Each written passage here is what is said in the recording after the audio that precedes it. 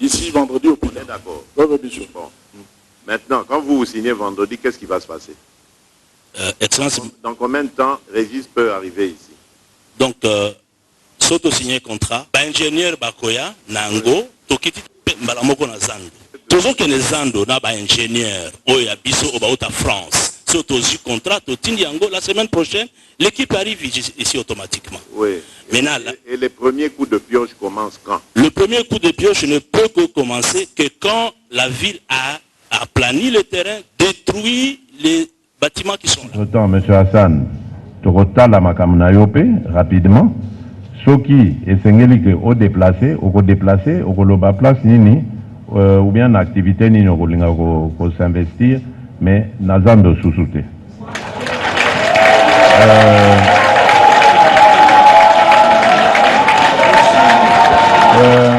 Merci. Tokomon Ambalasima, Nkolo Batelabino.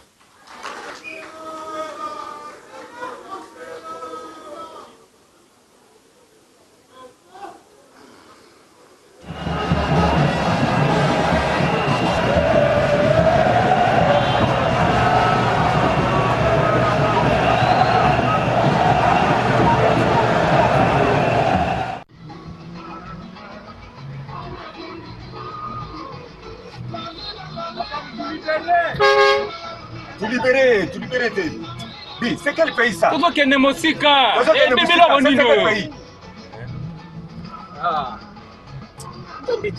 C'est au Congo, il y a ça. Ça ne se fait jamais nulle part. Ça ne se fait jamais, monsieur. Ça c'est quoi au juste? Ça dit que ça c'est quoi au juste? Ça c'est quoi? Hein?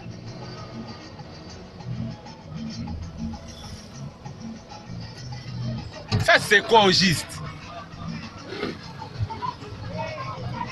Ça c'est quel pays?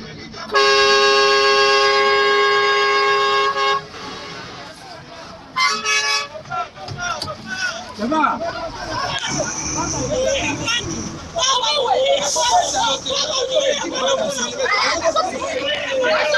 On va vous arrêter. On va vous arrêter.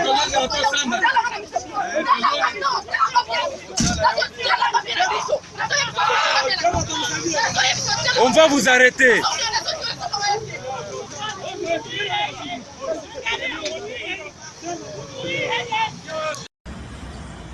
Bonjour Ndeko. Bonjour papa. Vous avez malamu? Vous avez malamu, tu es vivre bien bien. Et là on est ko le katomoni bino buta mokolo poso eleki mokola mita na poso eleki bozaka ka libanda nde na tomituni likamoni nezo lekana bino bozaba nani? Vous allez ba combattant ya IDPS ba sécurité département de sécurité protection. OK. Siko bozo lukani nyawa.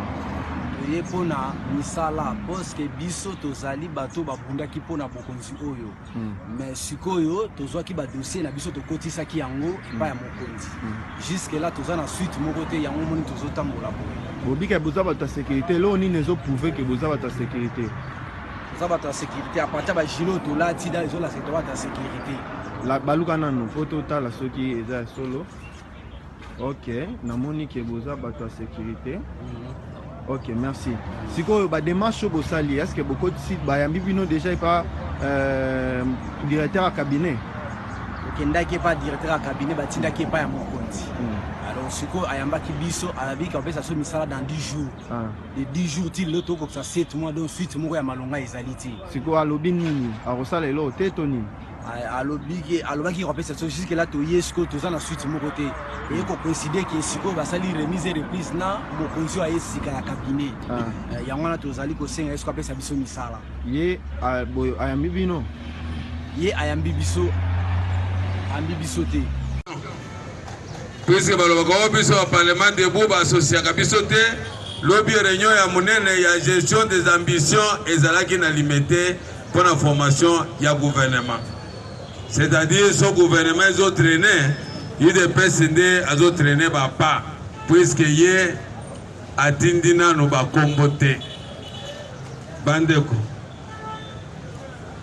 mukuwa eza kuna puisque toke kuna balobino siège na gouvernement ya UDPS ekozala kaka 8 mais na 8 wana tozali na 92 candidature donc toloba 82 ya bayeba ezolinga kokota na 10 ministre oyo bazalaki deja kuna bazolinga kozonga esali lokola 92 UDPS viva bango basala nini bango bazalaki basala nini oyo bazali kuna basala nini mpo bino bantu balobi maloba ya bino nga mutuna ya ngai maloba eza ya bino basala nini ok lokola balobi ke balongwa balandi kuna ke balongwa batikala mpe baninga si yango wana namoni ke wi UDPS démocratie ekoli Serge alobi na lingi bino moko ndenge bozali awa bopona baministre bopesa biso nayibi soki na kati wana moto akozwa responsabilité aza te impossible bantu babandi kotala na miso. C'est pour vous dire que na baye baza baconseiller ya chef de l'état baconseiller spécial bantu baza deja na misala balingi mpe batika misala wana bakoma baministre bosepele nango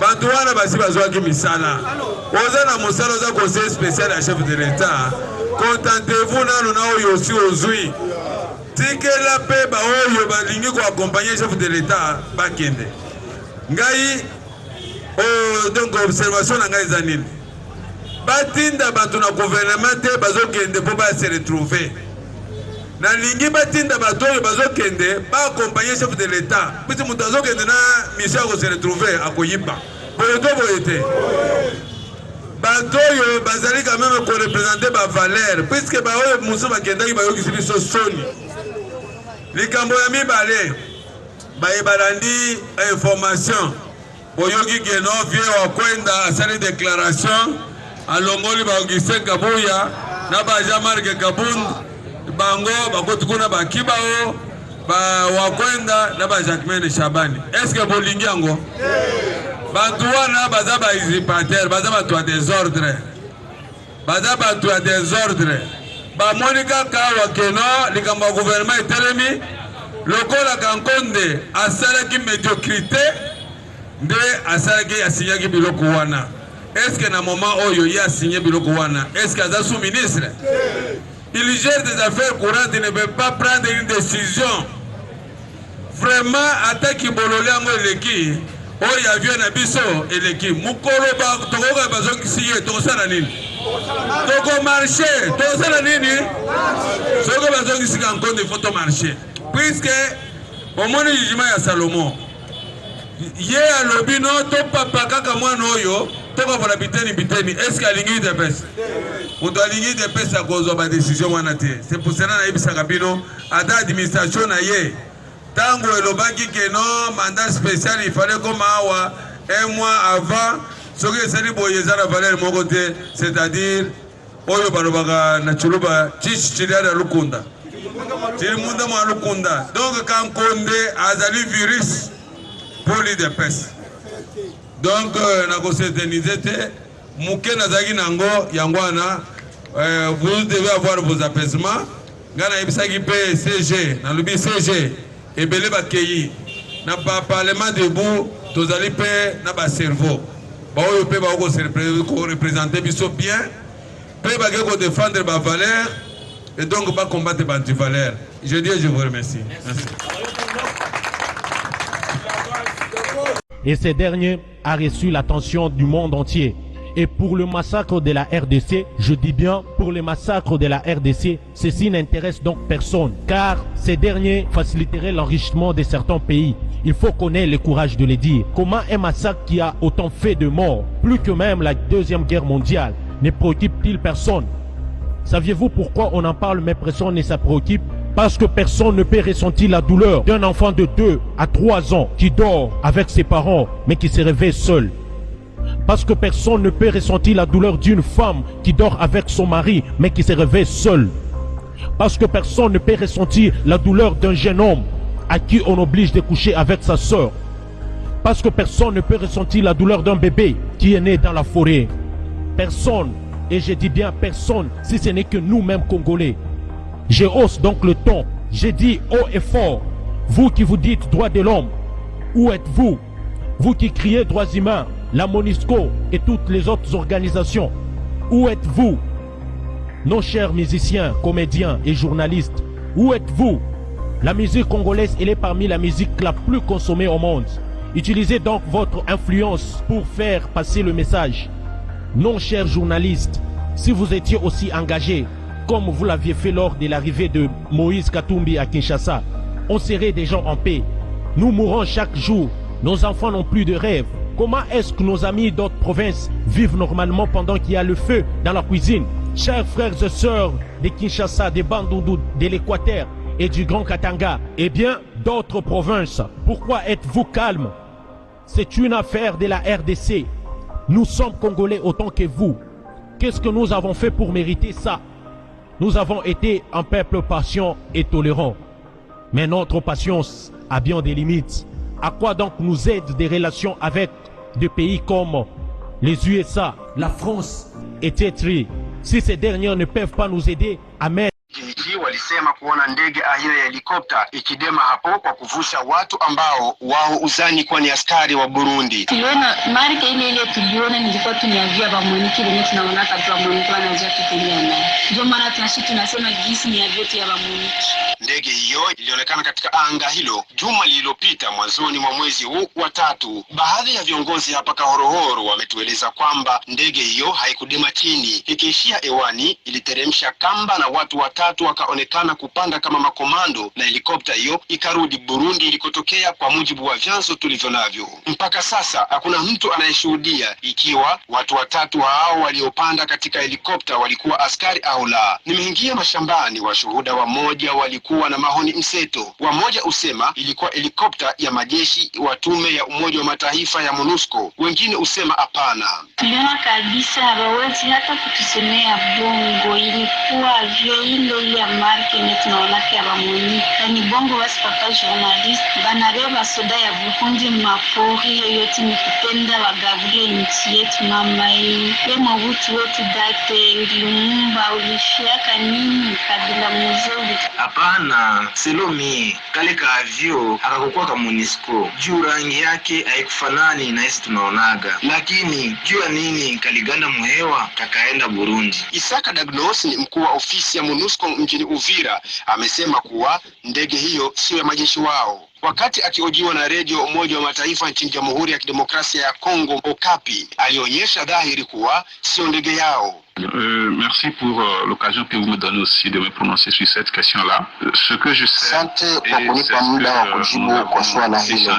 Naweza kusema kwamba tumezungumza na baraza ya usalama kijimbo na hapa pia pamoja na wakuu viongozi.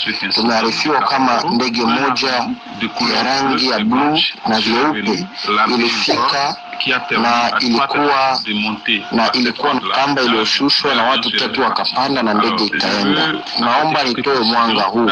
Ndege za MONUSCO hazina rangi ya blue na nyeupe. Zetu ni za rangi nyeupe pekee na zimeandikwa alama ya Umoja wa Mataifa UN kwa rangi nyeusi. Kwa hiyo wananchi kusema wameona ndege ya blue, hiyo sio ya MONUSCO. Swala la pili, sisi hatudemi popote. Tunakuwa na eneo zetu maalum tunakoruka na kudema. Na ikiwa mtu atasafiri lift ya MONUSCO, kuna utaratibu mkubwa. Kwanza utapewa tikiti inayoitwa MOP. Hilo tunalifanya mara kwa mara, maana tunawapa lifti wakuu viongozi wa kiserikali, watu wa mashirika za kiraia. Inabidi kuja eneo la kuondokea, mfano Bukavu tuna uwanja wa Kavumu, hapa Uvira Kavimvira tuna uwanja mdogo unaitwa helipad ambako helikopta zetu huchukulia usafiri. Ni kuja hapo ndipo unasafiri, na sio kwamba tutabaki mtoni afu tukurushie kamba. Sio MONUSCO. Ndege hilo sio la MONUSCO kama nilivyokuambia, kutokana na rangi yake. Wakuu viongozi wanajua hilo swala mezani, wamefanya utafiti na wanajua kama ndege hiyo sio ya MONUSCO. Et ils savent aussi que ce n'est pas un avion de la MONUSCO. Donc ils connaissent la source de cet avion-là et je pense qu'ils ont déjà rendu compte à qui de droit. Siku ya kwanza ya juma hili, yaani Jumatatu, kambi ya majeshi ya Umoja wa Mataifa ya MONUSCO ipatikanayo mjini Baraka pa Mshimbachi huko tarafani Fizi ilivamiwa na watu wenye kujihami na silaha ambao walishatoa risasi nyingi na kufanya jaribio la kuingia kambini humo bila mafanikio. MONUSCO yapokeaje tukio hilo? Isaka Dagnos. Effectivement, nous avons